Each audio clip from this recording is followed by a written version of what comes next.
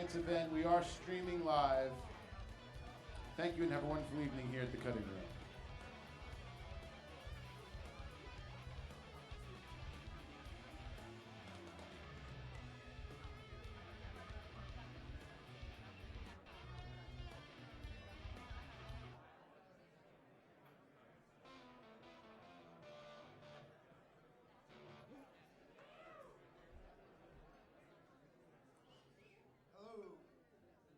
Welcome to the Cutting Room and for this great event. I'm Alan Paul, and happy to have you here.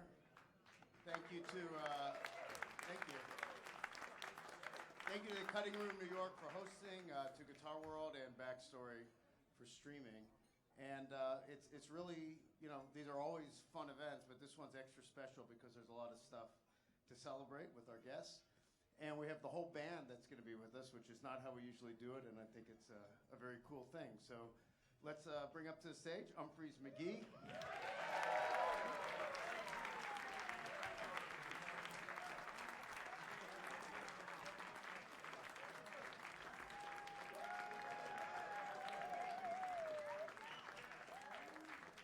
Check two.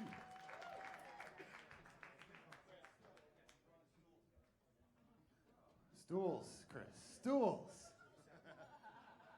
Well, he thought it was a drum stool. It's understandable. Playing down here. Everybody here? Hello, guys. What's happening, man? So we're here to celebrate and talk about your new album, which is called It's Not Us. It's been out for a week, maybe a week. Yeah, congratulations. There's a lot to talk about the record, but and this is probably a dumb place to start, but I can't help it. You have a theme that runs through the album, through the artwork and the videos of a typewriter, and that's intriguing to me as someone who actually used a typewriter. So was that one of your ideas? Where did that originate?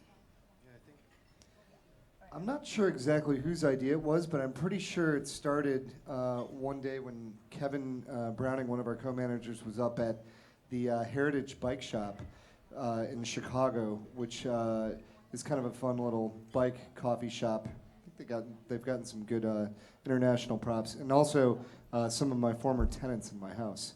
Yeah, they had a typewriter up there, and I think Kev was just playing around, trying some different ideas one day while he was hanging out working up there. I could be wrong about that, but I think that's what happened. I'm sure I read too much into it, but I'm just a couple years older than you guys, and I feel like I was like the very last person or age that used a typewriter.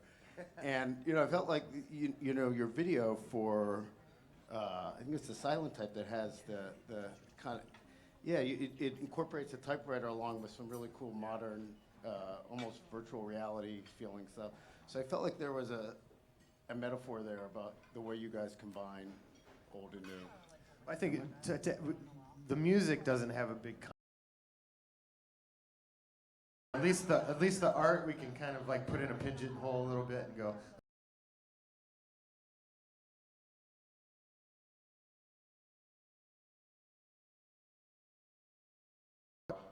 So if the music's not consistent, the art is, maybe, the visual. I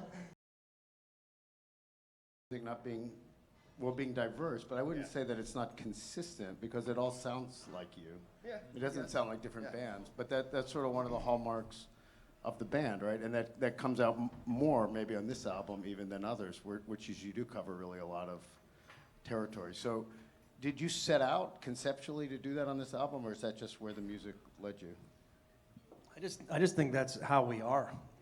The six of us are very ADD people in an ADD world, and everybody's always on this end of the spectrum or this end of the spectrum. We're going to bring blues, we're going to bring funk, we're going to bring instrumental, industry, or metal, or something. We try to hit every genre because we want just a little taste of everything. And I think we've always tried to bring that to the table through improv and through our influences. Yeah, I think when we worked on Mantis, that was something where we felt like we wanted to keep things thematically a little more in the same genre.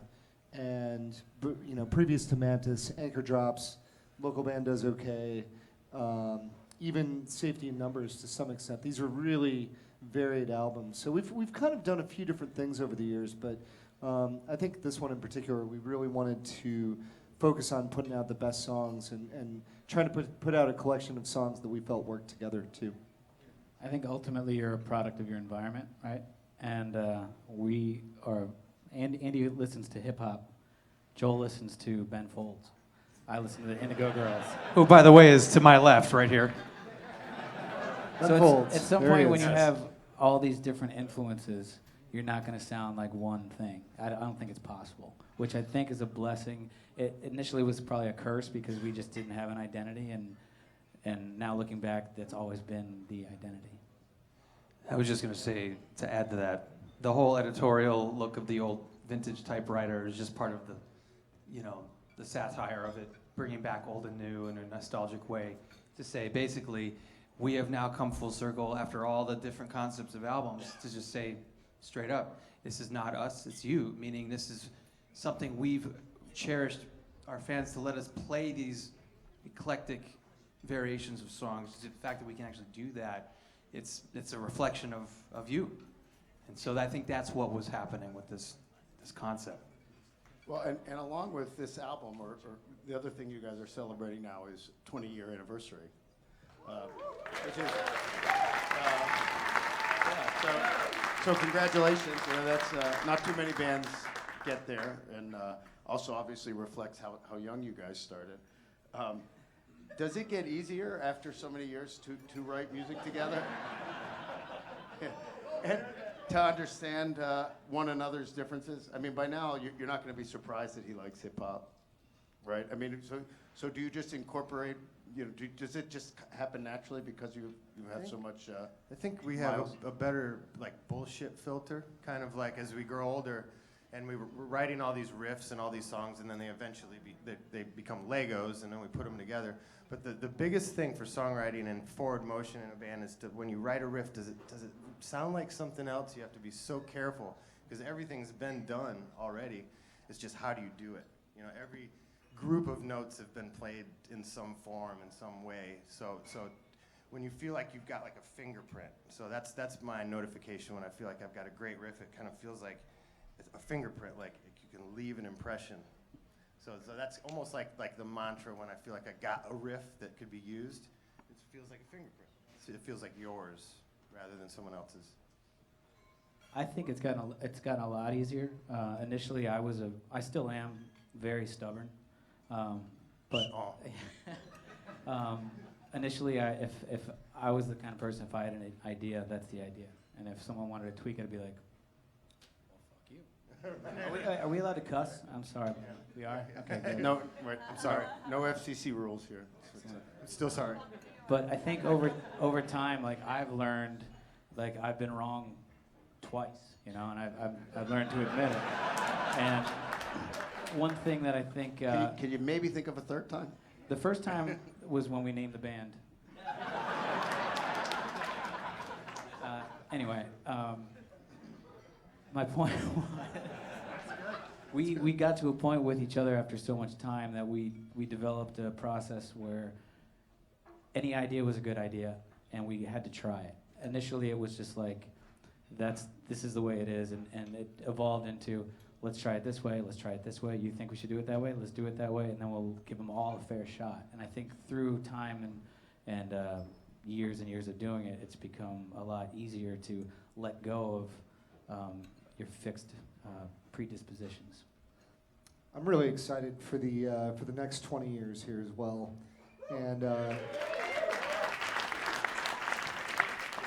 as some of you guys know, I kind of get called out for being the old guy, and without revealing his specific ailments, Brendan was just sharing with us all the old guy problems he's having. So And he's in the I have corner a feeling the next 20, I'm going to be getting my revenge, which is really nice. So looking forward to that. Recording this album, I think you guys actually all live together, right? Yeah, we did the initial tracking in Chicago at Ivy Labs, and we had rented like a friend of ours, Jimmy. Yep. Had a big high-rise. The Jimmy Miller and High-rise. his family. Yeah, we had a little 5-bedroom place downtown Chicago. So. It was the old folks' home high-rise that we were having. No, it was great. So we had like this whole floor, bunch of bedrooms. So we were all stuck in like one area. So we moved from this high-rise right into the studio. So we're constantly around each other the whole time. It's easy in a big city to be like, hey, I'll be there at 1, you know. But no, we were stuck together the whole time. So we were constantly in the motion of thinking, what are we going to do next? What are we going to do next? So that brainstorming wheel was constantly turning, and then we'd take those ideas right into the studio.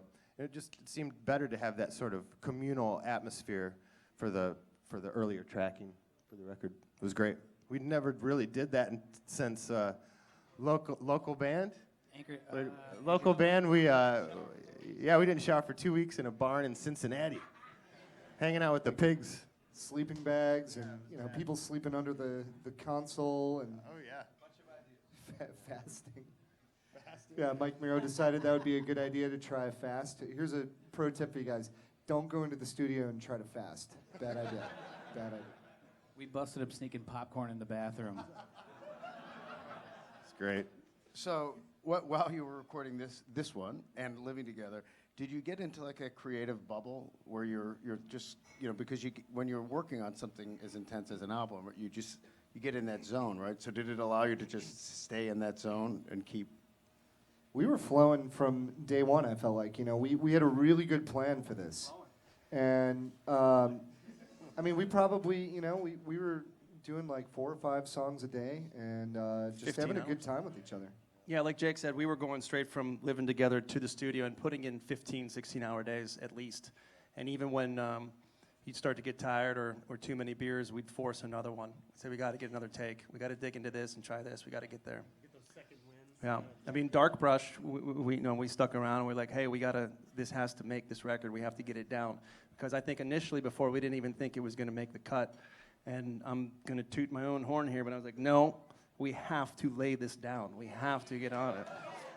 And it was all about Chris getting that take. That's kind of how we typically start in the studios, putting the full band out there and playing live as a band, as a group. But the real thing that we need to get is Chris's drum take. And if he gets a solid take on something, we can build the house on that rock. Yeah. Well, and is it immediately apparent? Is it immediately apparent if he did that? I mean, do you sometimes feel you have the drum take and start recording and say, dude, this kind of sucks, you got to, can you I guess I'd have to ask you guys that one. Yeah. Can you talk to each other? I can actually think of 5 or 6 takes where I was like, that was it. And he's like, nope, we got to do it again. Oh, I okay, missed a so I guess it symbol." was up to me. I guess it's all, it's a group effort to figure it out, because I think for a drummer's perspective, you kind of have a particular vision of your interpretation of the song at that time, and if you're consistent with a solid groove, but with some good variations, fills, and the occasional spray, then you're good. Yeah.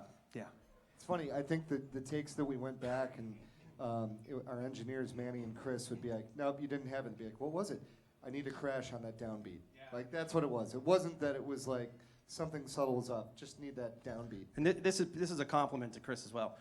The way we do things, it's usually the drum take has to be first, and usually the bass take is pretty much live as well with him. And I like to try and get that vibe in the room together so we're both nailing it at the same time. But to Chris, he's such a perfectionist that once you do get that drum take, which is probably one of the first 6 you got, and then you do 20 more, after the time settles where we're waiting for everybody else to lay their parts and do their other parts, he gets in his head and goes back, he's like, nope. Even though we have like 4 or 5 of them, he's like, nope, I missed the one little beat here. We got to go back. And that's the hard part. But usually him and I have to finish really early and then just sit and say, okay, we're good with what we have, what these guys start layering on top.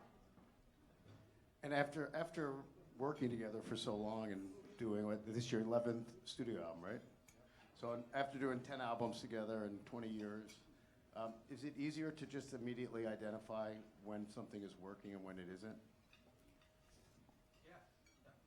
Yeah, I mean, it definitely goes back to now that we're older, we're a little more wiser, that just natural cadence of getting older and knowing how to finish each other's sentences and crossing all the T's and the I's. I think there's that natural almost quantum physics kind of thing that happens with the band over a period of time where it's automatic pilot.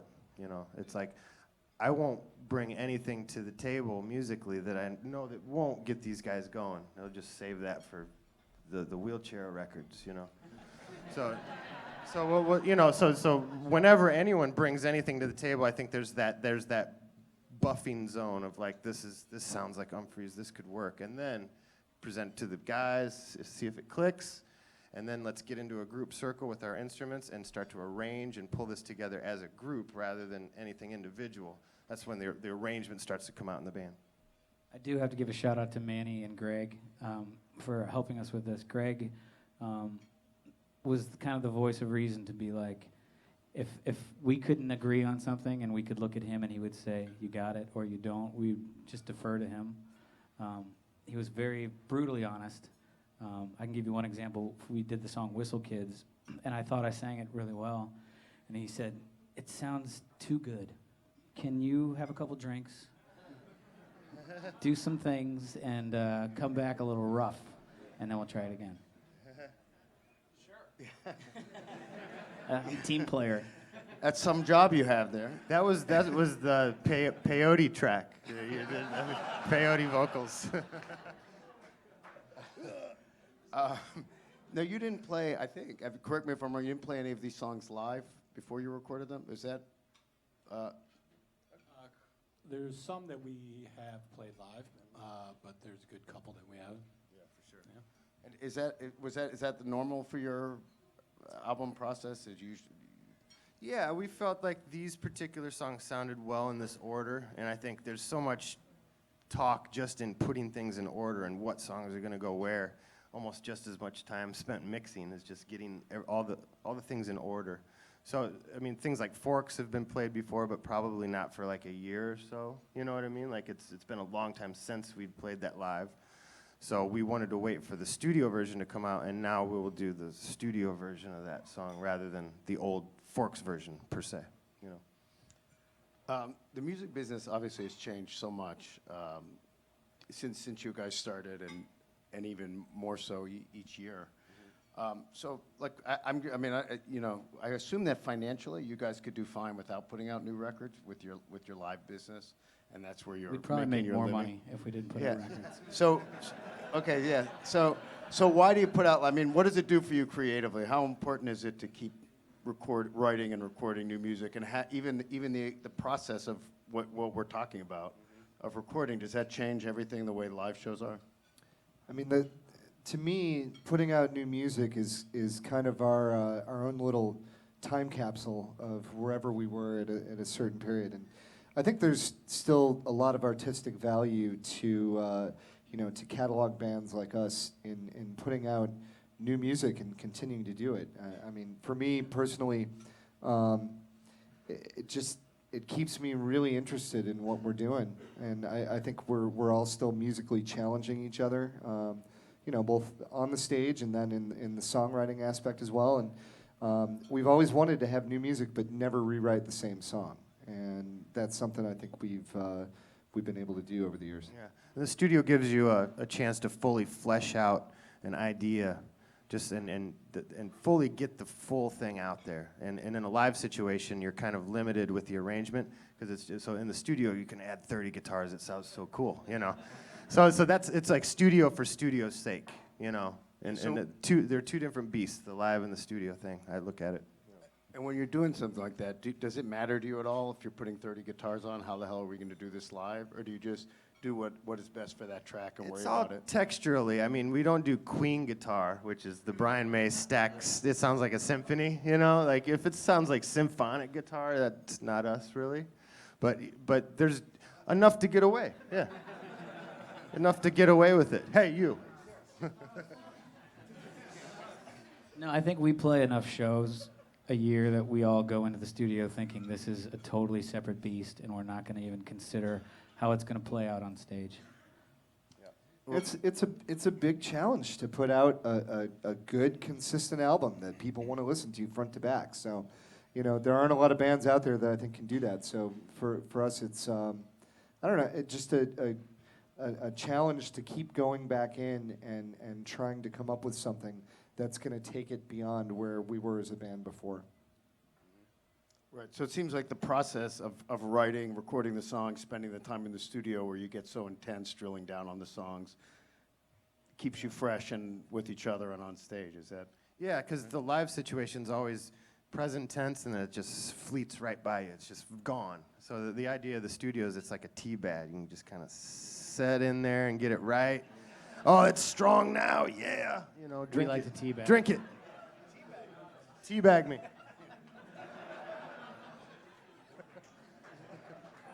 So you guys are about to play 3 nights at the Beacon.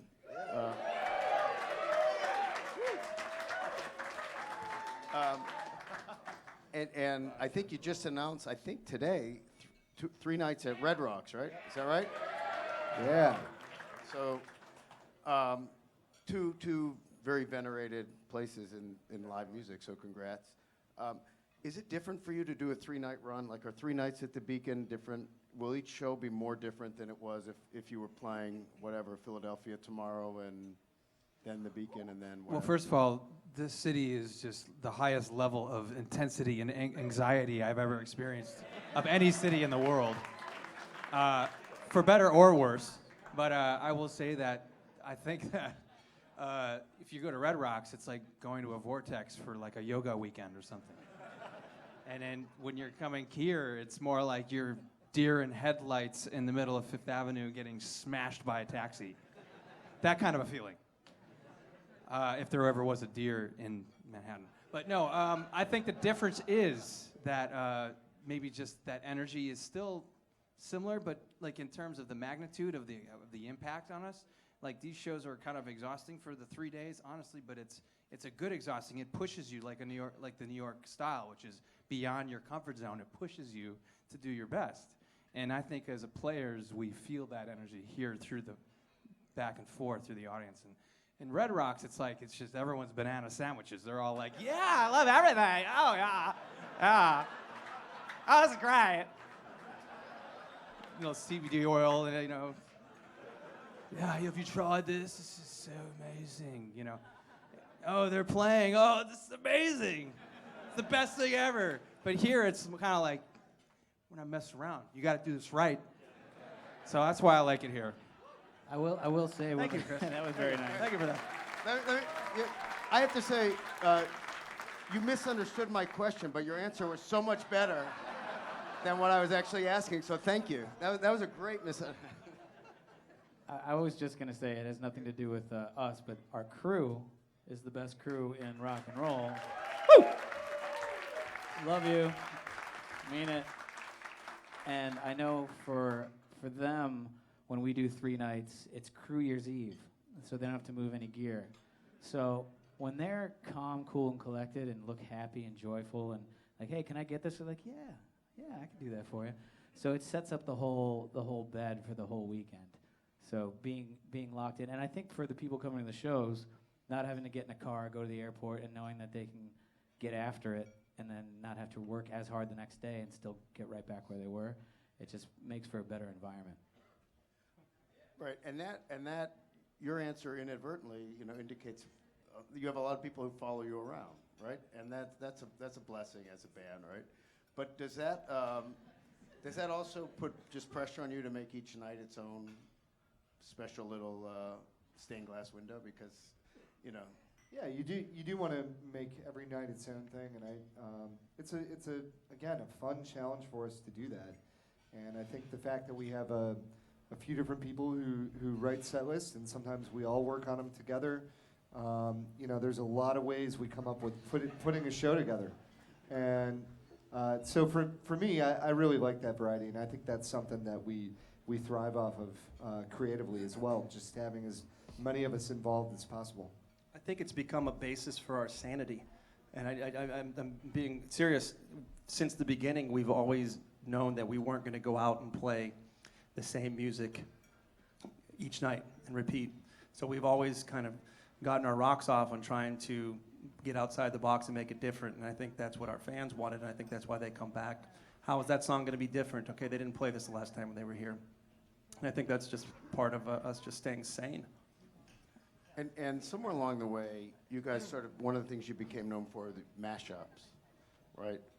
I don't have to describe that, do I? I mean, everyone, where you're taking two different songs and merging them and medley? Would medley be the right word? Like a medley within one.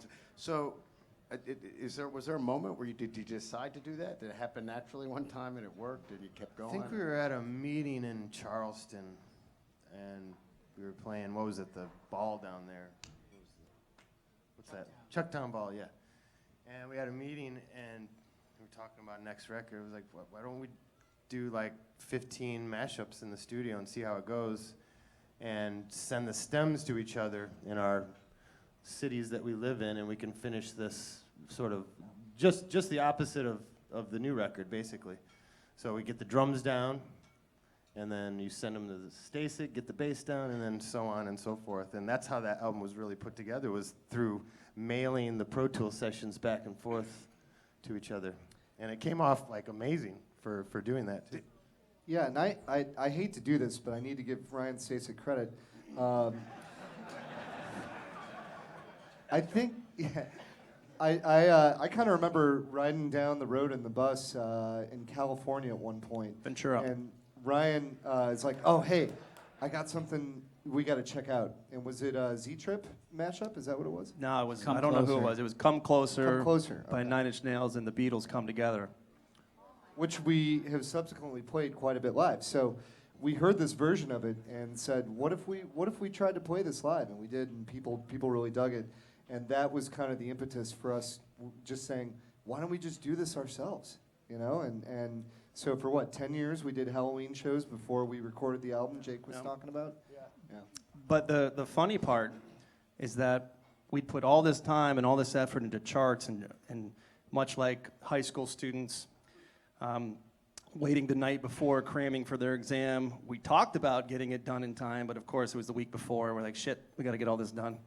We had never executed any of the mashups correctly all the way through until we put them on a record. And I think that was a big part. We're like, we've been doing this for 10 plus years. Let's put on the appropriate, correct way that we charted and played these and put out a record where there's no mistakes. Yeah, I cannot say enough how challenging it is to take a song that you know and love and know how it's supposed to go, and then try to do something else that's not related to it, whether it's the vocals or the music. I mean, it's kind of mind bending, and so yeah, playing that stuff live was always so hard for us to get the real version of it nailed. And sort of the concept of coming up with them, to say, take your iTunes and boot it up, and then basically find two things that have to be kind of in common. Key signature, the songs kind of have to be relatively close to the same key and the same tempo. So you take those two things, and then you start searching through like Beastie Boys and think of the tempos of all those. You can see all the songs down there. Okay, those are roughly the same. Let's put them over there. Let's go to AC/DC, find something in the same key and the same tempo, and then you start putting these things together. Major, minor. One might be major, one might be minor. So there's all these things that could go wrong or go right when assembling the mashups. The jam bands who were just a little bit older than you had this sort of kinship through the Horde Festival. You know, Fish and Dave Matthews Band and Blues Traveler and Widespread Panic. Those guys literally formed that together and had kept it to various degrees in various ways, this sort of relationships with one another and learn from each other business-wise and musically. Do you have any, did you learn from watching what they were doing? And are there any other bands out there that you feel are your brother or sister bands in a similar way?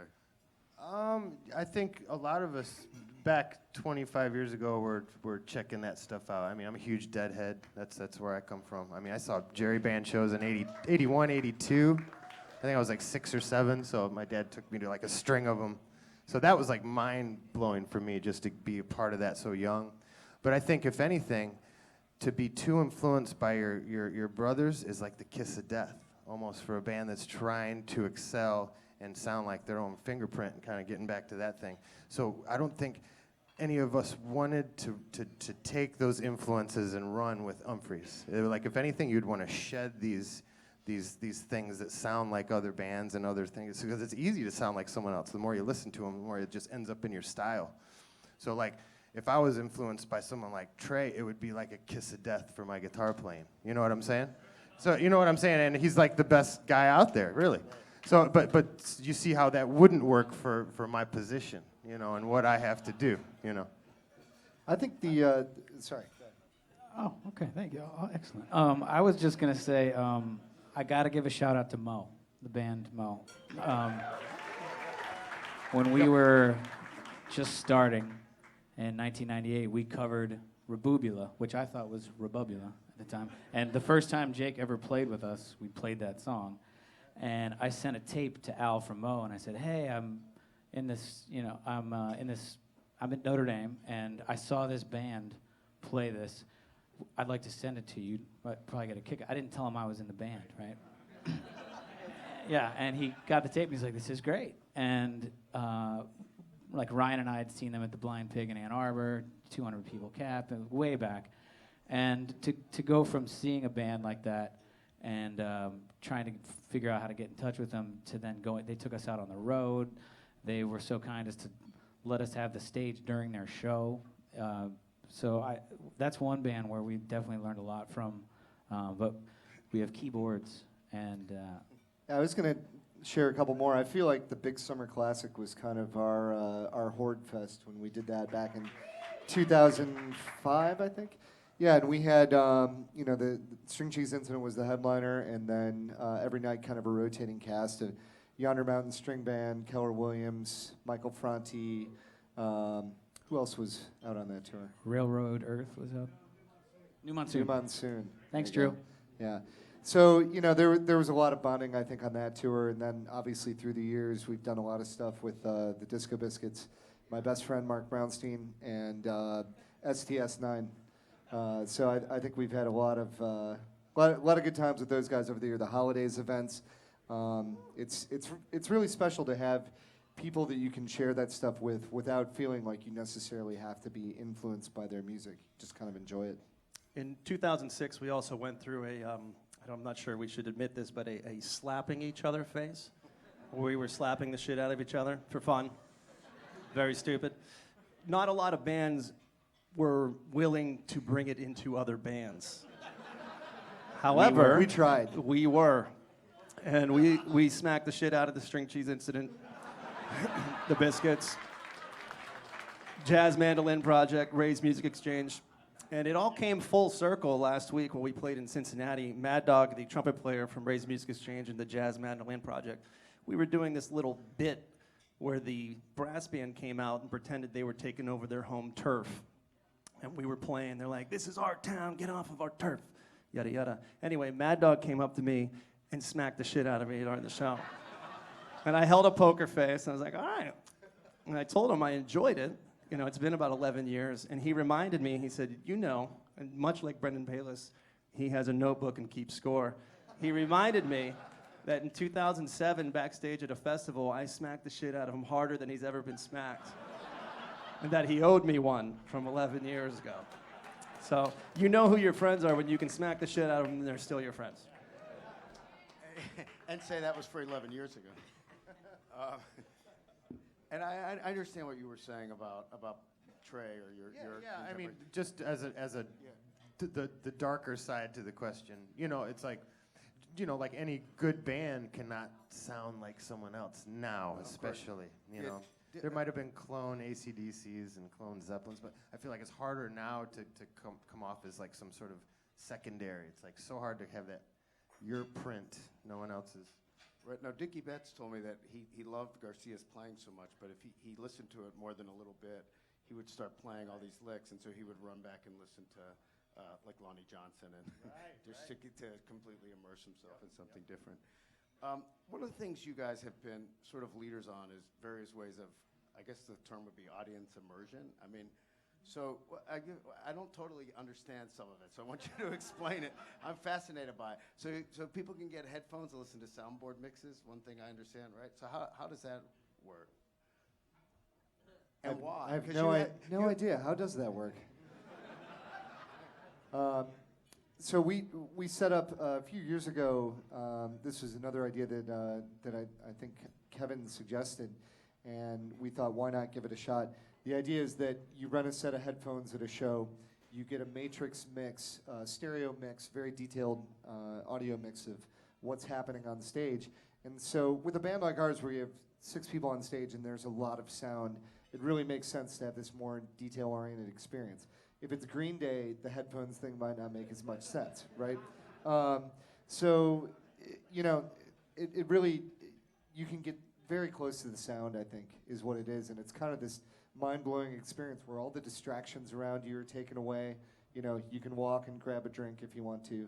So having that sort of freedom to move around the venue, and you know, you're still kind of adjusting your own bass level. That's what you have. The closer you get to the stage, turn the bass up. You know, but yeah, it's more about getting that experience. I think that's something that a lot of our fans seem to enjoy, and I love the expression on people's faces when they get the headphones put on them for the first time, and invariably it's kind of this. The first hit off a joint. Oh my God. I got to ask Kevin, maybe he could tell you, but maybe the idea comes from I'm playing shows and I see people in the crowd that are really into the music and people are talking and they go like this. So that might have been a Yeah, starting point. which to add to that, it's like it's a concept that some people were kind of questioning, even in reviews who went to the show, are like, well, it seems like you're detached now from the moment because you have these headphones on your head, and you're not getting the true, authentic sound.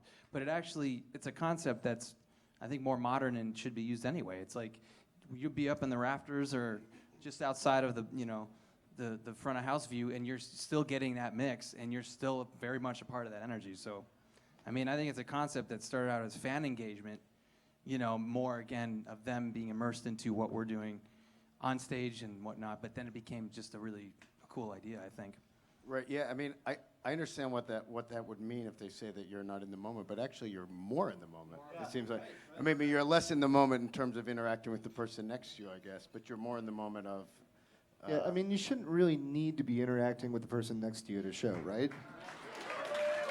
And headphones aside, that's the beauty of seeing a band like yours, where Enjoy a everyone little there, the banter. fans are so into it, and that's part of the experience being there. Is that there's not casual fans there. Well, I mean, there are casual fans, but most of the people are coming for the music, which is great. People don't. I feel really lucky. People don't come to our shows to start fights. Like there's a lot of shows where that's the case. My cousin Matthew does. And you've done a little bit even with VR, right? Virtual reality. So We have, yeah. can you? How? What? Tell me about it. Well, we haven't done too much yet, but Pete Herzog is actually the guy who made our Silent Type video, and he's done a number of things with us over the years, including setting up the VR cameras and doing that whole, put yourself on stage in the middle of the band and experience a song, and again, just another opportunity to experience the music in a different way. So the actual 20th anniversary, I believe, is Sunday night, right? So, so lucky for these guys and for New York that it'll be here. Anything special planned that you? I don't think we're allowed to tell you. I mean, what's the 20th anniversary? You all get each other like silk negligees or something? Well, I could tell you this. Our first show had the power go out and a male stripper dressed as a fireman. That is not going to happen 20 years later. I hope. Well, it's all downhill from there, so come on, man. No, literally the first time we ever played a show, within 14 seconds, the power went out. And maybe the Lord was speaking and we just didn't listen. And the male stripper, that was your girlfriend at the time. Oh, not the stripper, not the male stripper. Yeah, that was a little confusing. The male stripper was his girlfriend? What do you mean? It was for his girlfriend's birthday at the time.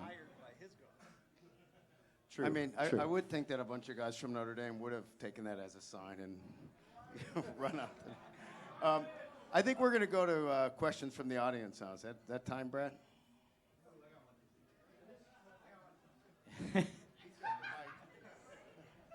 Never give the microphone to the guy jumping up and down saying, I got one. Should I do it? Yeah. This one goes to Mr. Brendan Bayless. What's up, If- dude? Hey, how are you? Hi, Mark. Depends on this question. It's Ron Jeremy. So, if every member in Umphrey's McGee was a Yankee Candle flavor, which one would it be? Like for each member. A Yankee Candle flavor. Yeah.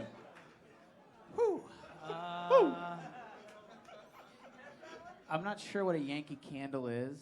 It's a candle. If Oh, you a were to scented- if you were to smell something, yeah. Okay. Oh. What does I- each member smell like? Oh, Chris. Chris smells like disinfectant. Ryan smells like Las Vegas. Jake smells like cigarettes. I like that. Okay, cool. I smell hungover. Joel smells Hibiscus. Old granny panties, right? Granny panties? How about vanilla? Vanilla? You don't get to pick your own. I think that's a rule. vanilla it is. And Andy smells like sex. Wow. Good enough? Hi, my question is, what is the weirdest interaction you've ever had with a fan? That. Yeah. I have one. Wow. I have one. Brendan has one too. I don't know if he wants to share his, but I have one. Even though I smell like Las Vegas, I do care about hygiene. I do care about smelling good. After a show, I don't know where we were, this big Wookiee guy came over and gave me a huge hug. He was like, can I give you a hug? I want to thank you. And we embraced, and I immediately vomited. He smelled so bad. It's true. Were you a little queasy beforehand, or was it 100%? I was not queasy. I was drunk, but I wasn't queasy. He was ripe. I witnessed this as well. That is exactly what happened. I think we drop the mics and leave now. Yeah, that's it. We're not going to be able to beat that one. That's definitely.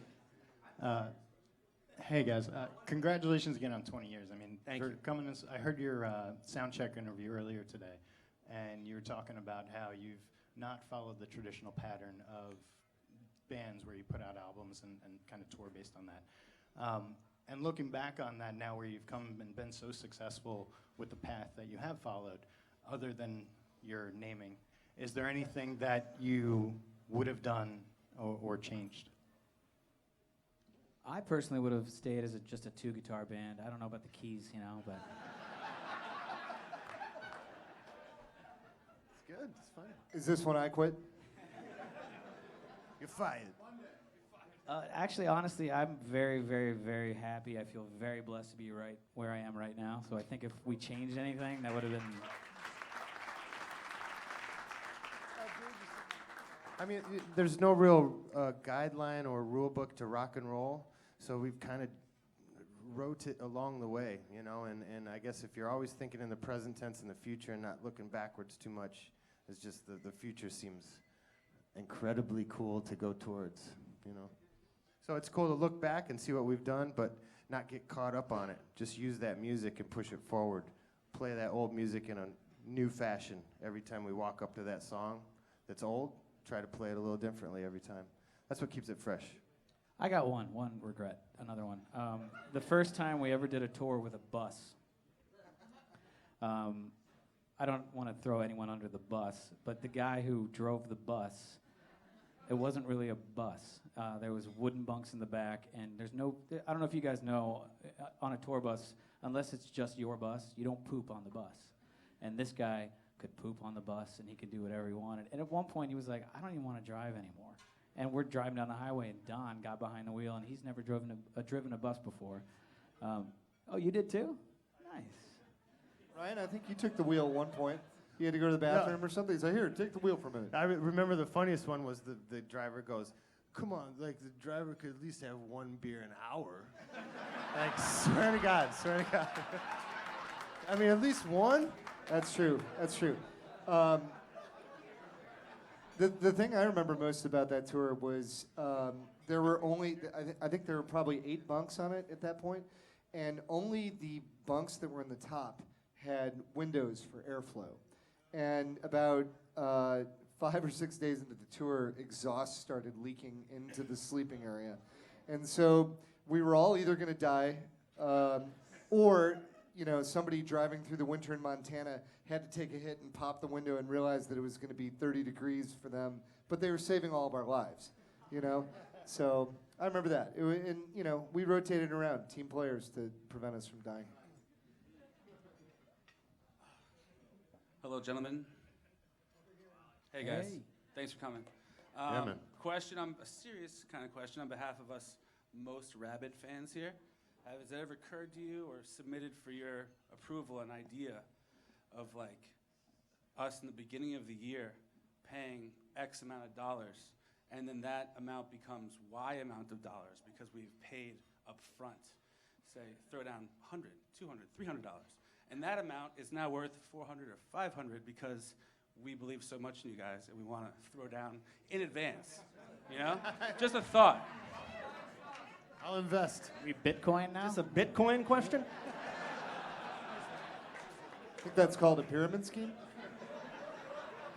Sorry, that has never occurred to us before. Thank you. I'm in.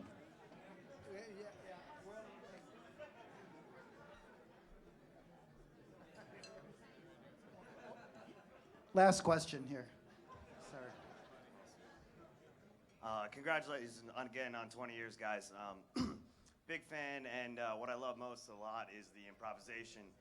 And a question, 2-part for you guys is, can you walk me through the difference of a Stewart, a J.O., and a straight-up jam? And Sure. when you post the pictures on Twitter of the set list, you list J.O. and Stu, but they don't make it on the website. I'm just curious why, how you guys look at that and explain that. Because they're all the same. It's just little ways to say the same thing and make people think that it's something that it is. We just wanted to create something to get people to talk about it. Yeah. So We've succeeded. But I will elaborate a little bit. There, depending on each night, having 6 people in the band and 4 melodic instruments up front, we're over 20 years we've become very good at not stepping on each other's toes. I think in the early days, everything was panic. And if you didn't know where it was going to go or if it wasn't going where you thought it was going to go, you'd overcompensate by playing more notes and trying to lead and lead more, and everybody was trying to drive the horse. I think over 20 years we've matured, and we know when to step out, when to listen, when to tell each other to back off, when to, and another thing, I mentioned this earlier in another interview with a similar question, our recovery, both musically and mentally, has matured over 20 years as well. Telling somebody 10 years ago, hey, quit playing, immediately meant, I'm going to do a shot, and what are you saying? I fucking suck? Like where I'm going? And now it's understand, oh yeah, just sit out, you have an idea, and we're going to go with it. So we all have matured mentally and musically on trying to know where we're going to be. And like Jake says too, we can finish each other's sentences a lot better now. So if somebody knows something's a riff and I see him start chugging into a metal, we're like, okay, we know we're going to go into a heavier section over here. If Brendan starts something with the phaser and the chord, we know we're going to go a little more dreamy. Or if Joel goes on the roads, we kind of feel each other out a lot better over 20 years. But your first question, Stewart, Jazz Odyssey, Jimmy Stewart, all that shit just means improv. I gotta say something though. When I first joined the band in 2003, I had the same very question. And I always thought for the whole time it had to do with Jimmy Stewart was a concept. First of all, the whole inside joke with that is that it was a Jimmy Stewart ballroom name for when they were doing this wedding post Jamie and Laura Welsh's wedding. Yeah. Yes, there was a jam session going on in the middle of they decided to sneak in there one night, at midnight after hours. It was after midnight for sure. It was like 2, 3. And then basically you guys were creating an improvisational section with structure, like forms. And that's okay. Let me finish. So basically, That's not true. That's okay. Tell me. What is it then? Well, first of all, was it? that night we thought there was a Notre Dame game, there was a wedding, it was a Catholic wedding, there was a lot of drinks, and we thought that if we went back, they let us keep our stuff set up, and we thought if we turn the lights out, maybe they won't notice us. But the problem isn't the lights. The problem is the audio, right? So, but yeah, so we had the lights out, and so we were all just listening to each other and trying to play, listening to each other. We got done with it. We're like, that was so great, and like I listened back to it. I was like, man, that was terrible. It's like 40 minutes. Okay, go ahead. Well, I thought it had something to do with that, and then a JO was a Spinal Tap reference for a jazz odyssey. That is true. And that was basically something that was way more open. It's all. I guess I just learned that tonight. I had no idea. 15 years. Sure. Chris, you win tonight, man. All right. Thank you very much, Thanks. guys. I Thanks for think we're going to wrap up the interview portion. Thank you. Thank you. And yeah, just give a minute or two to set up here, and going to be treated to a really special performance. So thank you, gentlemen. Thank you. Audience. Thanks.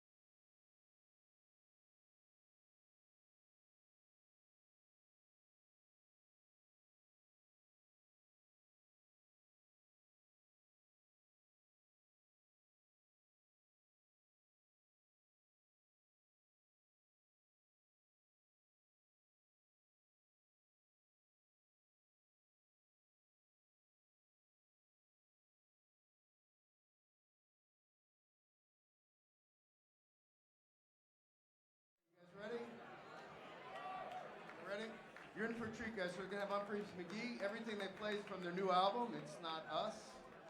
If you don't have it yet, you should have it. So welcome back to the stage and enjoy it.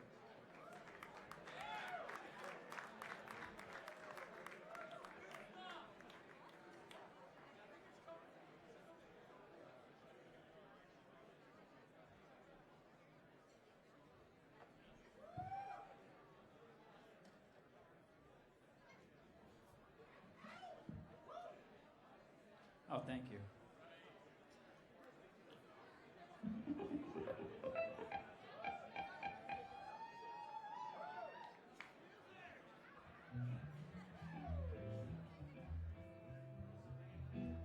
Thank you all so much for coming out tonight. We do appreciate that. Sit back, relax, enjoy yourselves, and the company of your musical neighbors.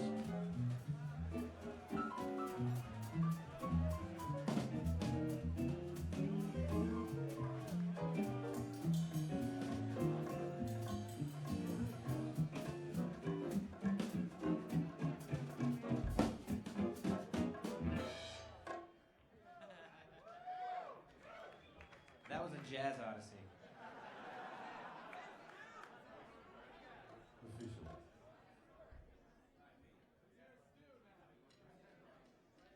We'll get there.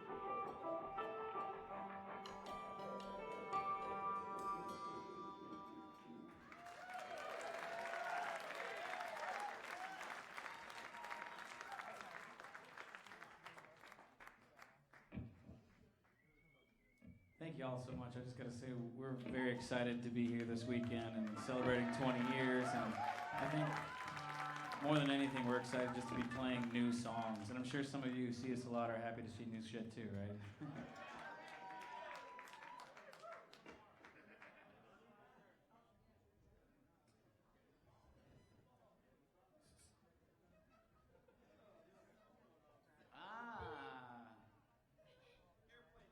We did a lot of media stuff today. We did some radio stuff, and we had to remind everybody, you've got to turn your phones off before we go live on the air. Did you turn your phone off? All right.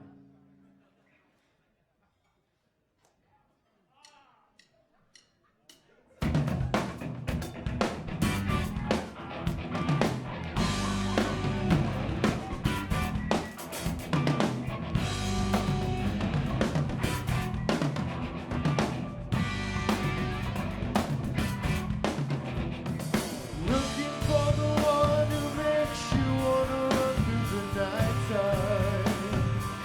Now let's go out on the town. Never like the looks of this. Suddenly a little slip. Your head upon the floor again. It's your only friend. Message was sent to the wrong address.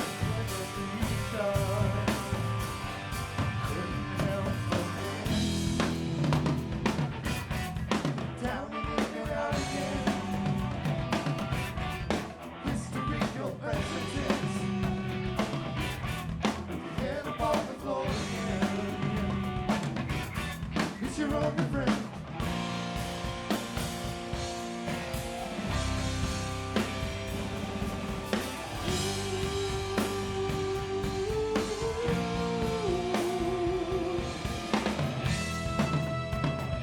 Busted up inside your head.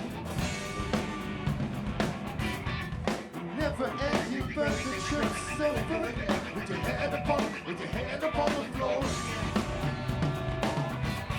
It's your only friend.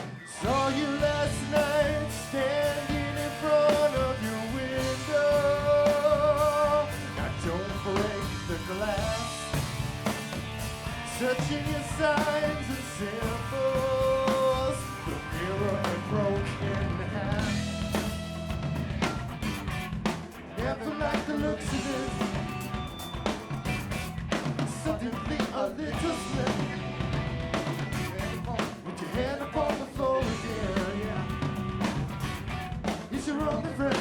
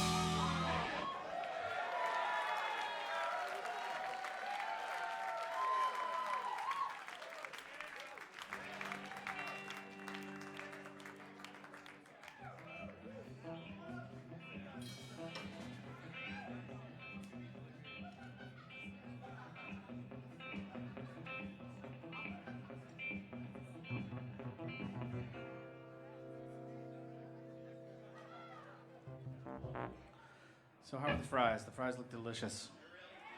I do, but I'm trying to watch 2018, you know.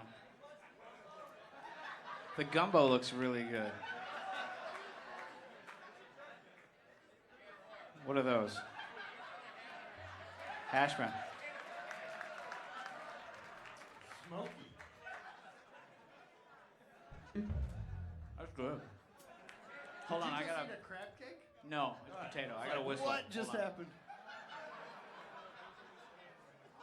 Ambulance. Have you ever tried to whistle with potatoes in your mouth?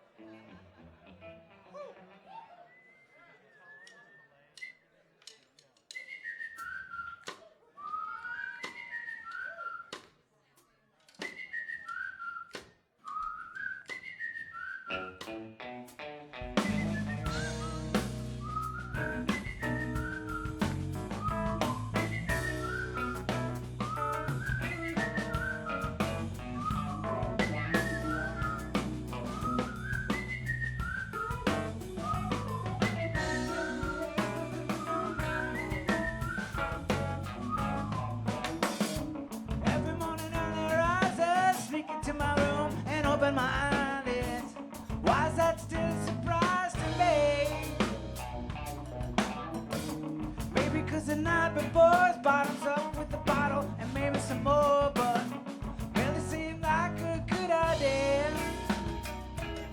And they won't accept the argument that a little more sleep is time well spent. I think that's what I thought I meant to say. I'm a little banged up and I gotta admit that it's my own fault that I feel like shit, but that doesn't mean I quit on you today.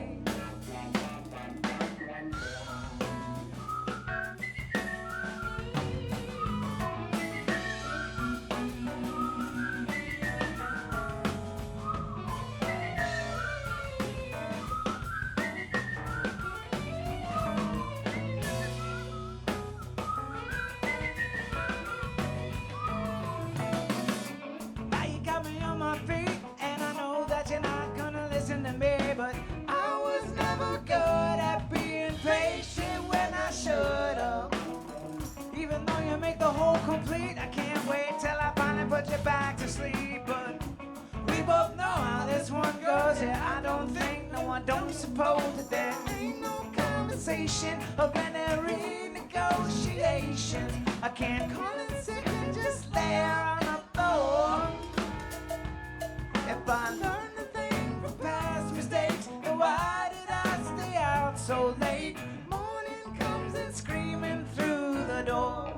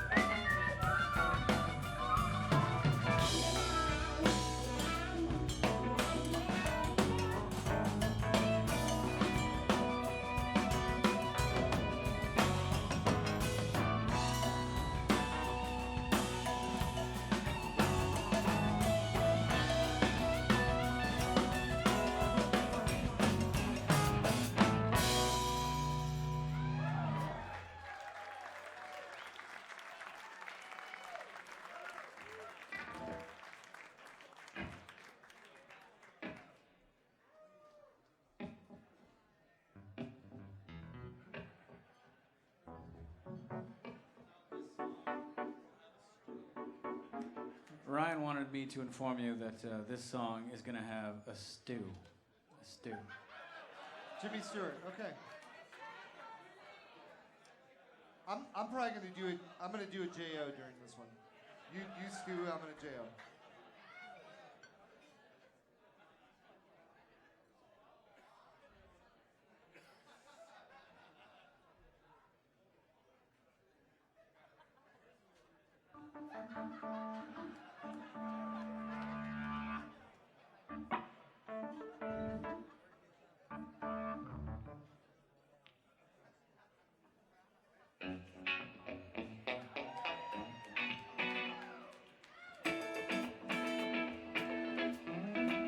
You know, I forget sometimes, thank you, to remember to write it down before I lose it. And the assessment comes, that's when I surrender.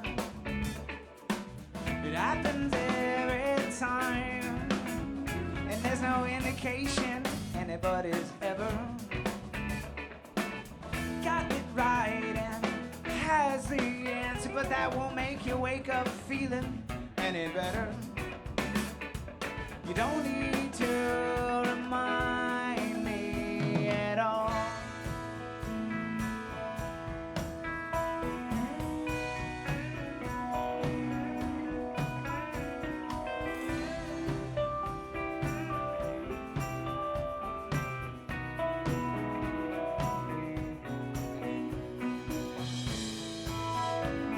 We've all been lost sometimes, and we've all felt left behind. But you can't let that define you. There's never any science to show you where supposed to know what's right. Hurry up and pick your side. Someone told me once that age is just a number. I never found no comfort there, and then I realized, 'cause maybe I'm still younger, that I don't really care. And I don't make the rules, but I learn how to bend them. Lesson learned could still be taught, and if I forget a few, well, don't get too offended. I guess it's all my fault, yeah, it's all my fault. But sometimes things go right. It's never overnight. Don't get too excited. Everyone's invited. And if everybody's changing, you still feel the same things. Tell me